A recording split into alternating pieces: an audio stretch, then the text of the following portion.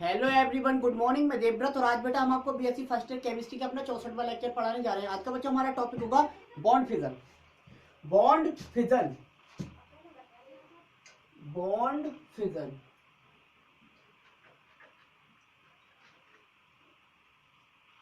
बंध विदलन, बंध विदलन, बंध विदलन।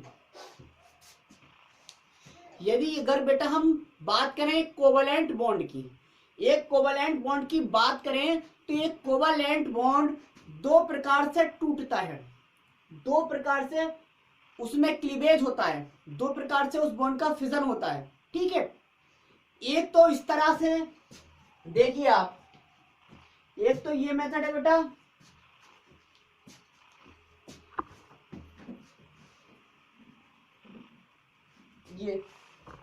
ये ए बी एक बॉन्ड है, ये ए बी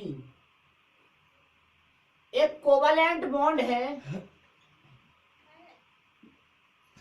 ए बी एक कोवलेंट बॉन्ड है। तो ये जो है बेटा दो तरह से टूट सकता है। कितने तरह से? दो तरह से। एक तो एक बॉन्ड में कितने इलेक्ट्रॉन होते हैं? दो। तो इस बॉन्ड में दो इलेक्ट्रॉन है बेटा, एक इस परमाणु का होगा, एक इस परमाणु का होगा।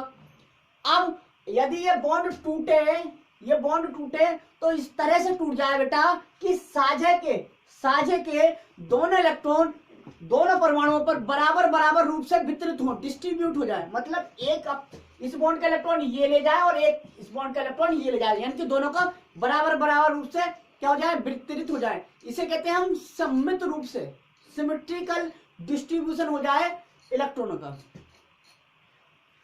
तो मान लीजिए एक इलेक्ट्रॉन इस पे आ गया और एक इलेक्ट्रॉन इस पे आ गया, तो ये इस प्रकार का बंध विदलन कहलाता है homolytic, homolytic bond fission.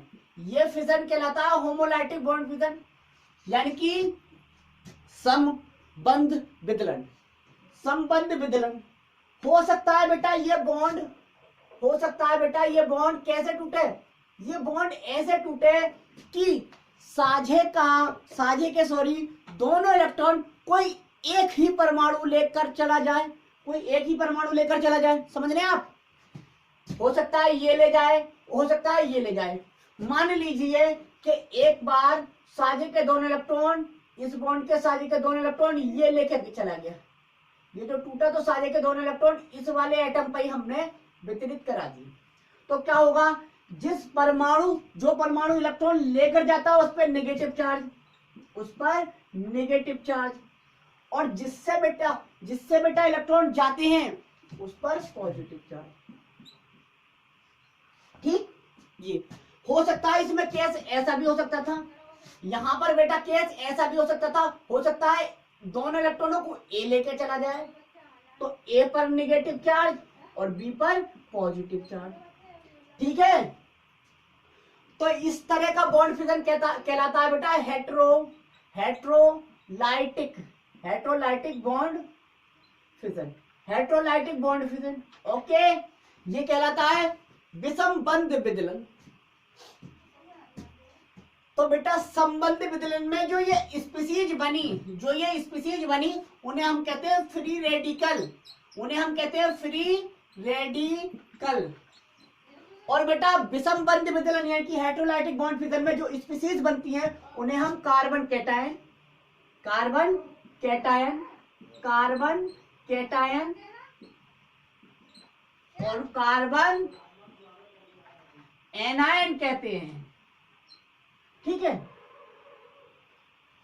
कार्बेनियम ion और कार्बो एनायन, इसे हम कार्बेनियम आयन भी बोल देते हैं। कार्बेनियम आयन, अगर कार्बन पे पॉजिटिव चार्ज है कार्बेनियम आयन। ओके, तो इसमें कार्बन कैटायन और कार्बन एनायन बनते हैं। मतलब हेट्रोलाइटिक बॉन्ड फिजन में दो स्पीसीज बनेंगी, कार्बन कैटायन और कार्बन एनायन। लेकिन होमोलाइटिक बॉन्ड फिजन में केवल एक स्पीसीज बनती है, free radical, free radical, free radical. तो अब हेडिंग डालो बेटा, क्या? होमोलाइटिक बॉन्ड फिजन और हेट्रोलाइटिक बॉन्ड फिजन। ठीक है, तो टॉपिक था बॉन्ड फिजन। बॉन्ड फिजन हमने देखा कोई भी कोवेलेंट बॉन्ड है वो दो प्रकार से ही टूटता है, एक तो संबंधी विदलन प्रकार से और दूसरा विसंबंधी विदलन प्रकार से, यानी कि एक तो होमोलाइटिक बॉन्ड फिजन और दूसरा heterolytic bond fission. Homolytic bond fission में इस तरह से ब्रेक होता है बॉन्ड कि शेयरिंग के दोनों इलेक्ट्रॉन दोनों एटम्स पर समान रूप से वितरित होते हैं, डिस्ट्रीब्यूटेड होते हैं, ठीक है, सिमेट्रिकली डिस्ट्रीब्यूट होते हैं, कह सकते हैं सिमेट्रिकली डिस्ट्रीब्यूटेड होते हैं। लेकिन हेटेरोलाइटिक बॉन्ड फिजन में जो शेयरिंग के इलेक्ट्रॉन है वो अनसिमेट्रिकल डिस्ट्रीब्यूटेड रहते हैं दोनों एटम्स पर, यानी कि विषम रूप से वितरित होते हैं, ठीक है, समान रूप से नहीं। तो बेटा जरा हम ये समझा दें आपको, हम जो पढ़ा रहे हैं वो चैप्टर सेकंड स्टार्ट करा है हमने आज, चैप्टर सेकंड, देखो जरा chapter second,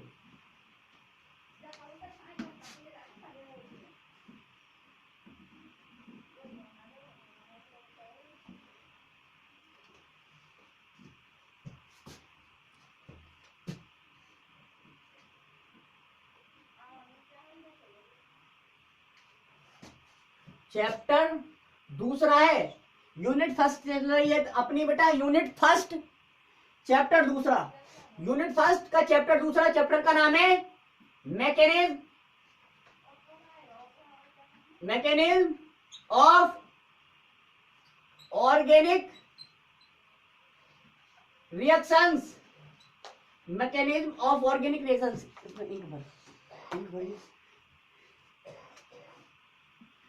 mechanism of organic reactions, mechanism of organic reactions अर्थात कार्बनिक अभिक्रियाओं की क्रियाविधि चैप्टर है ये बेटा।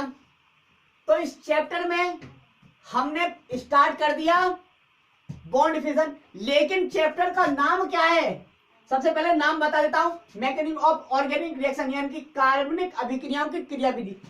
कोई कार्बनिक अभिक्रिया बेटा ये है CH4 प्लस Cl2, आपने देखा CH3Cl प्लस HCl, तो रिएक्शन में बेटा आपको ये दिखता है और सिर्फ ये दिखता है, मतलब आपको रिएक्टेंट फॉर्म दिखती है और आपको प्रोडक्ट फॉर्म दिखती है, बस केवल।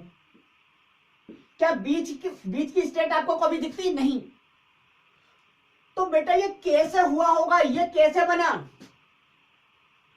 इसकी ऑब्जर्वेशन इस चैप्टर में ये कैसे मिलकर ये बना, ठीक है, यही पढ़ने वाले हैं। तो मैकेनिज्म का मतलब है किसी कार्बनिक अभिक्रिया की पद स्टेप यानी कि स्टेप वाइज, हम कह सकते हैं स्टेप वाइज अध्ययन करना मैकेनिज्म कहलाता है। किसी कार्बनिक अभिक्रिया का step wise study organic reaction की मैकेनिज्म कहलाती है। लिख लो,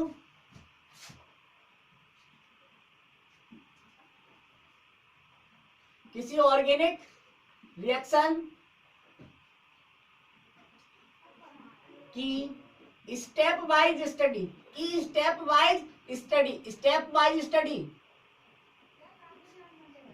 उस रिएक्शन की मैकेनिज्म कहलाती है। क्या कहलाती है, मैकेनिज्म कहलाती है। हो गया, मैकेनिज्म कहलाती है, ठीक है, स्टेप बाय स्टडी मैकेनिज्म कहलाती है, ठीक है, मैकेनिज्म। जैसे यदि हम बात करें तो CH4, ये जो CH4 है बेटा,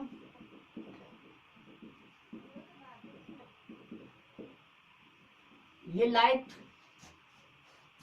एक बॉन्ड टूट जाएगा, यानी कि C, देखो एक ये वाला बॉन्ड तोड़ा है मैंने, ये वाला, तो एक इलेक्ट्रॉन इसके पास और एक इलेक्ट्रॉन इसके पास, ये फ्री रेडिकल बने, ये मैथिल फ्री रेडिकल है, हाइड्रोजन फ्री रेडिकल, ठीक। अब जो Cl2 है, स्टेप फर्स्ट तो ये हुआ, स्टेप फर्स्ट।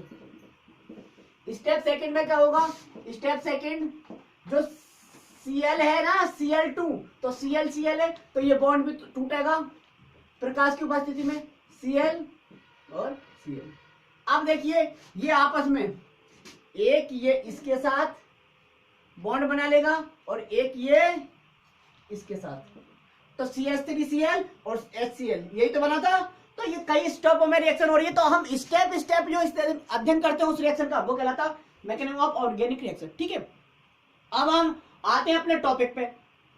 टॉपिक पे, ठीक है। क्योंकि बेटा इस रिएक्शन की मैकेनिज्म में हमने देखा कि कुछ इंटरमीडिएट बन रहे हैं, कुछ बीच की अवस्था बन रही है। जैसे ये फ्री रेडिकल कहां से आया, ठीक है, कहीं पे किसी रिएक्शन की मैकेनिज्म में कार्बन कैटायन बनेगा, कहीं कार्बन एनायन बनेगा। तो हम देख लेते हैं बंध का टूटना।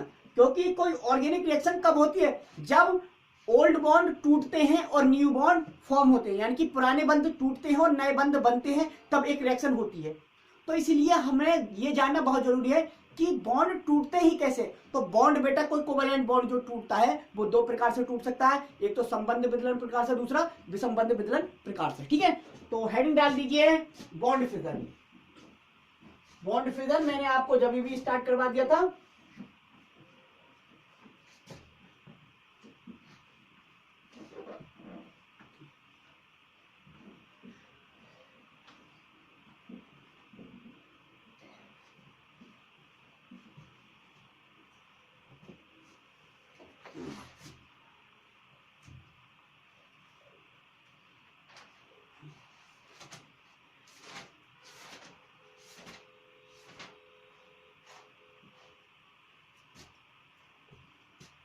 लिखो जरा,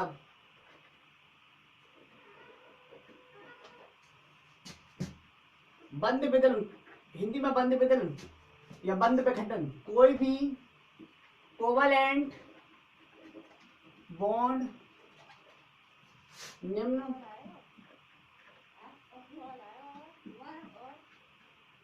दो प्रकार से टूटता, ब्रेक होता है।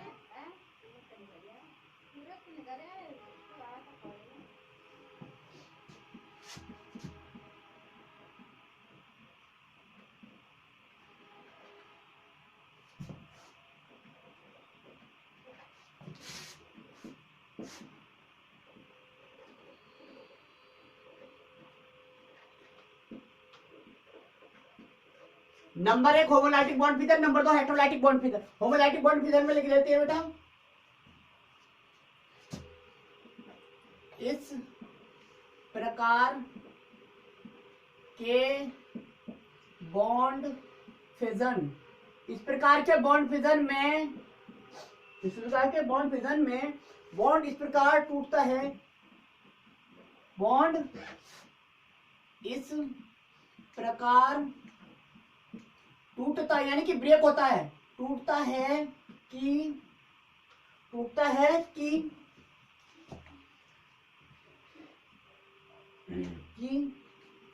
शेयरिंग मतलब साझे वाले, शेयरिंग के दोनों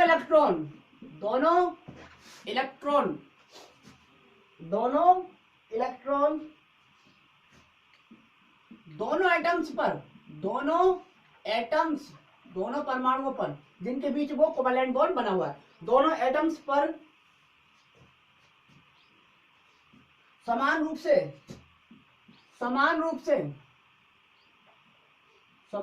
से वितरित होते हैं, समान रूप से वितरित मतलब डिस्ट्रीब्यूट होते हैं।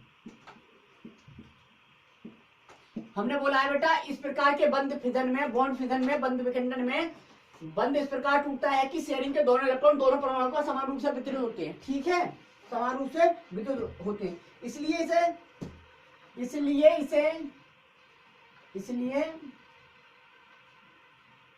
इसे क्या सममित बंध विदलन, अंग्रेजी में सिमेट्रिकल,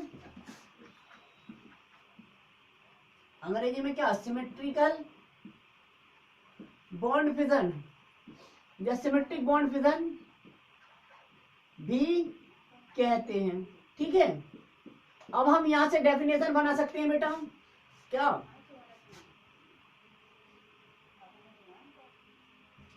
अर्थात जिस प्रकार के बॉन्ड फिजन, जिस प्रकार के बॉन्ड फिजन में, अरे मर गए मेरी वीडियो, सब ब्लर हो गई।